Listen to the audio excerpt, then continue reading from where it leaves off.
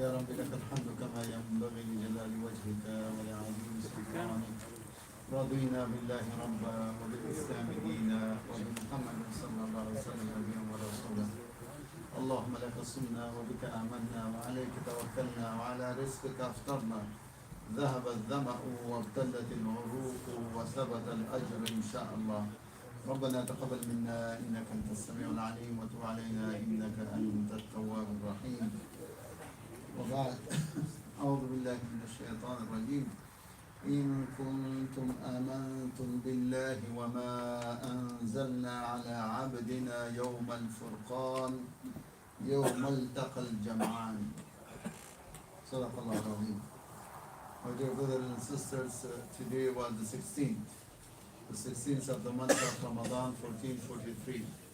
Tomorrow is the 17th of Ramadan, 1443. It's a very important day in the history of Islam, in the history of humanity. If anybody could tell me what happened in the 17th of Ramadan. What happened in the 17th of Ramadan? The Battle of Badr. So that is the decisive battle, and that was the destiny of the humanity, destiny of Muslim Ummah, all related to that battle. So important battle. The Battle of Badr happened in the second year of Hijrah, and the 17th day of Ramadan. The night of 17th, they were preparing. Muslims, they got in the same place that the Kuffar they got. So this time, like this night of 17, they were preparing themselves for the fight of tomorrow, which is the 17th. So I would I'd like to shed some lights on this important battle in the history of Islam. امروز روز 16 ماه مبارک رمضان بود. 16 یا روزش شوی چی؟ امروز روز 16 هست. شوی 17 هست.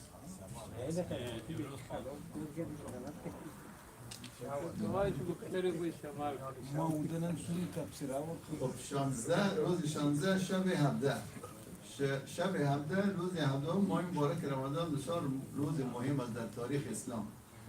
او روزی است که در او غزوه بدر واقع شد. غزوه بدر در روز 17 شب مثل همین شب مسلمانان تیاری گرفتن در میدان بدر. هر کسی از خود کم ساخت، کم به مسلمانان و کم به قریش، و فرداش تیاری جنگ و گفا بوده. و این غزوه یا این جنگ بدر اینقدر جنگ مسیری و سرنوشت ساز است که سرنوشت امت اسلامی، سرنوشت انسانیت مربوط به امی واقعه و این امی غزوه میشه. هر غزوه دیگه که بیاید، هر جنگ دیگه که بیاید، هر فتح دیگه که بعد از این آمد، بعد از جنگ بدر، اگر احد بود و خندق بود و فتح مکه بود و بعد خلفای راشدین و خلفای امویین و عباسین، تمام فتوحات کل این فتوحات گرویده و مرهون جنگ بدر است. کل این فتوحات گرویده و مرهون جنگ بدر است. اگر در جنگ بدر، در غزوه بدر همی چیزی که فتحی که نصیب شد دیگه واقع نمیشد، بیخی سرنوشت ملت و سرنوشت امت و سرنوشت انسانیت یک چیز دیگه میمونه.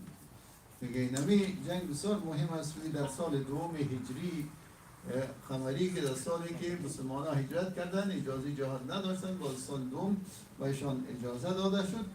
و دمی سال اولین روزی هم بود که مسلمان ها روزه گرفتن. This was the very first Ramadan that they fasted. The very first Ramadan and the very first battle that Muslims got the permission to fight back. So up to this point they had no permission. So Allah subhanahu wa ta'ala gives them the permission in Surah Al-Hajj. أذن للذين يقاتلون بأنهم ظلموا وأن الله على نصرهم لقدير. So those who were wronged, they are given the permission to fight back.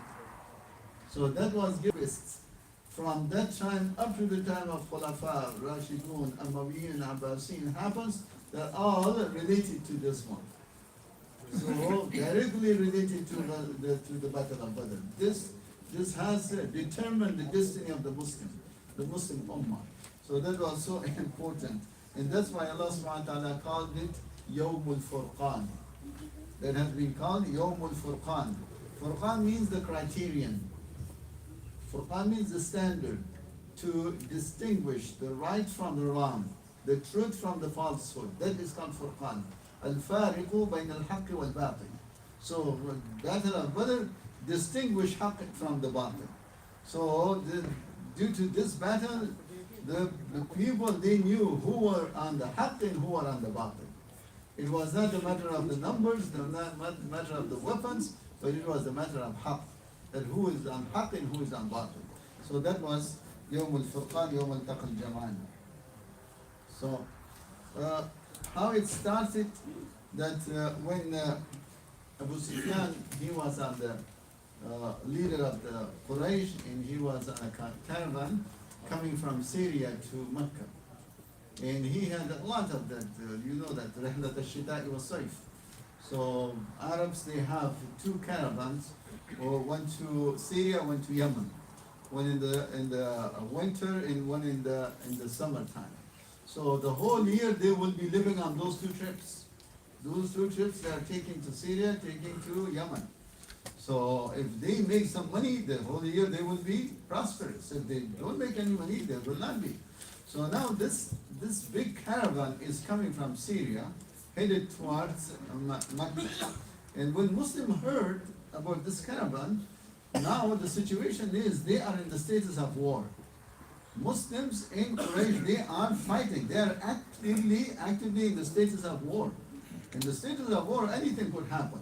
So the Quraysh, they weekly basis or monthly basis, they come all the way from Mecca and they looted some of the villages, the outskirts of Medina. So they are attacking Medina. Muslims still not safe in Medina. And Prophet ﷺ, he appointed some Muslims on the posts surrounding Medina to guard Medina, because Medina was still threatened by Quraysh. Muslims, they migrated to Medina. Quraysh still, they are threatening the Muslims that they will come and they will root them out from Medina.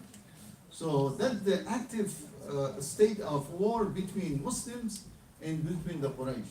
So that opportunity, Prophet ﷺ called the people and said that the caravan is coming and we are going to attack this caravan and we are going to go for that caravan.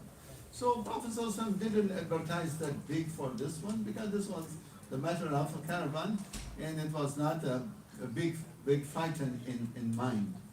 And then Prophet ﷺ had about 313 people with him, and they headed towards the area called Badr. And when Abu Sufyan, he was also a very smart man. He was a politician.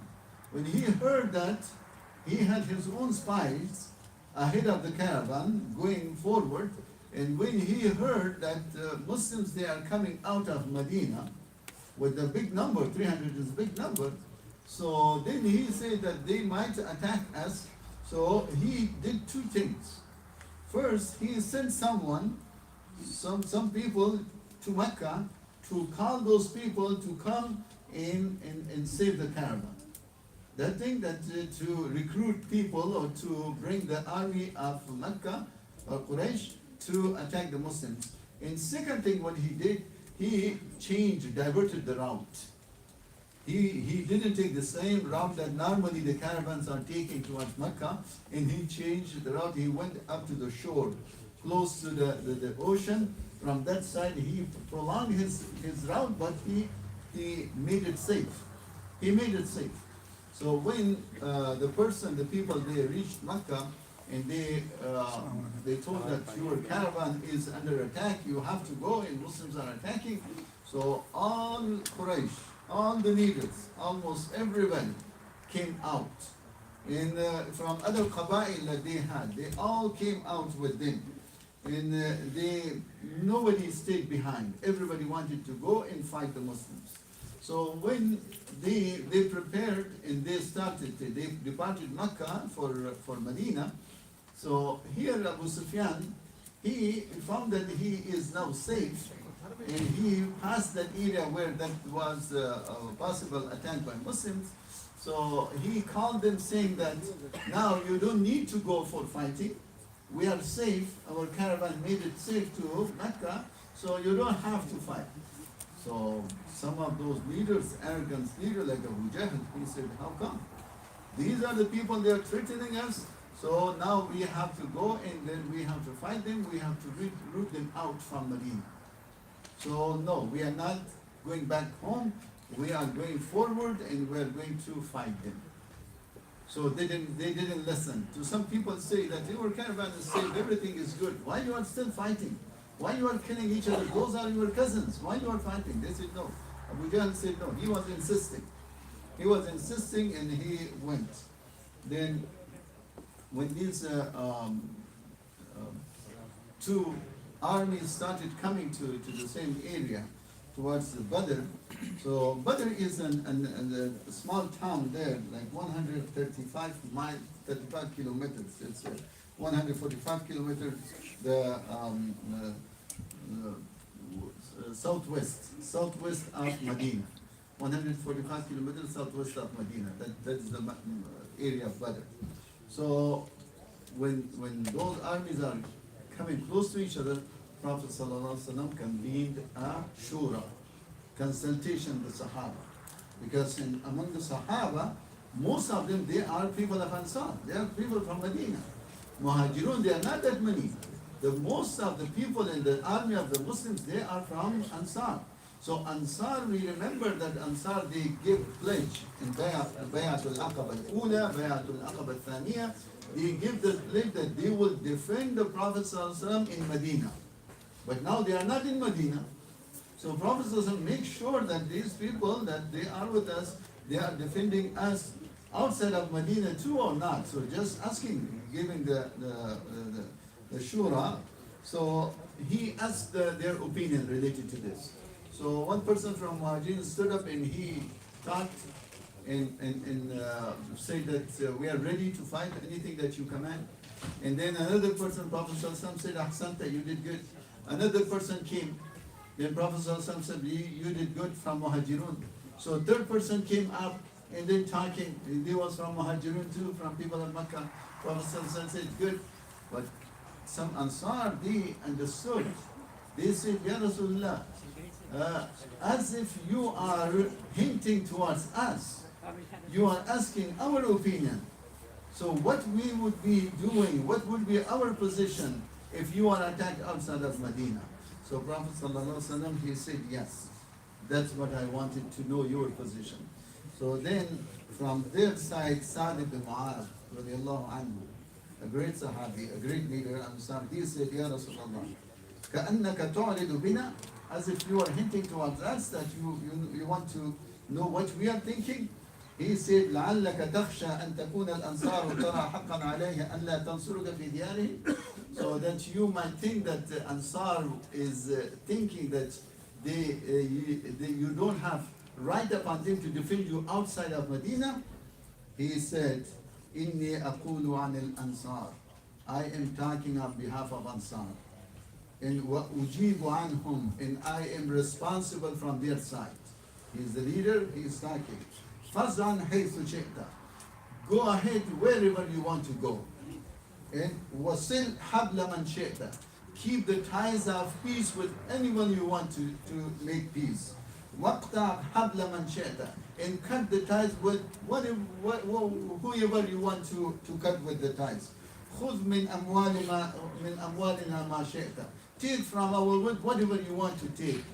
And وَأَعْتِنَا مَا شِئْتَ, and give us whatever you want us to take. وَمَا أَخَذْتَ مِنَّا كَانَ أَحَبُّ إِلَيْنَا مِمَّا تَرَى, whatever you are taken from our wealth, wallahi, that portion is more beloved to us than what you are leaving for us. So this is وَمَا أَمَرْتَ فِيهِ مِنْ أَمْرٍ فَأْمُرْنَا تَبَعًا لِأَمْرِكَ, whatever you are commanding, we will be following your command.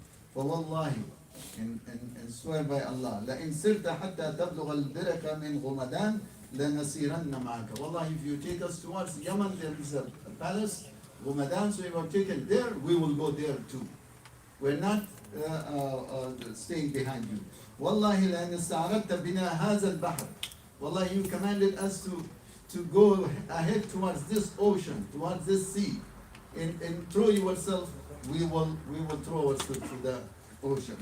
وقال له مقداد بن الأسود, another Sahabi, he said, لا نقول لك كما قال موسى قوم موسى لموسى اذهب أنت وربك فقاتلا إنا هاهنا قاعدون.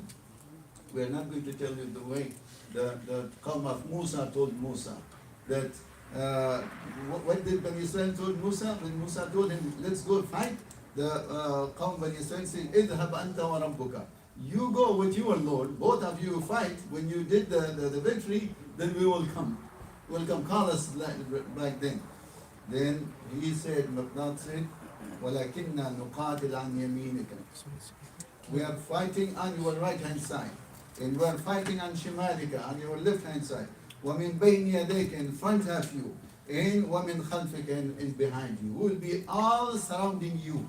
We will be with you. فَلَمَّا سَمِعَ رَسُولُ اللَّهِ صَلَّى اللَّهُ عَلَيْهِ وسلم أَشْرَقَ وَجْهُهُ. When he heard this from Miqdad ibn Aswad al-Ansari and from Sa'd ibn Mu'az, his face, blessed face, was very happy, and brightened and red. وَسُرَّ بِمَا سَمِعَ مِنْ أَصْحَابِهِ وَقَالَ سِيرُوا وَأَبْشِرُوا. And then Prophet ﷺ said, Siru, go ahead, and a glad tidings is with you. So that was the beginning part of this battle, the battle of Uhud, the battle of Badr. Prophet ﷺ preparing the Sahaba, and they are getting the stand how to fight against the Quraysh. Inshallah, we'll continue talking about this great battle in the history of Islam, and very important one. Jazakumullah khairan.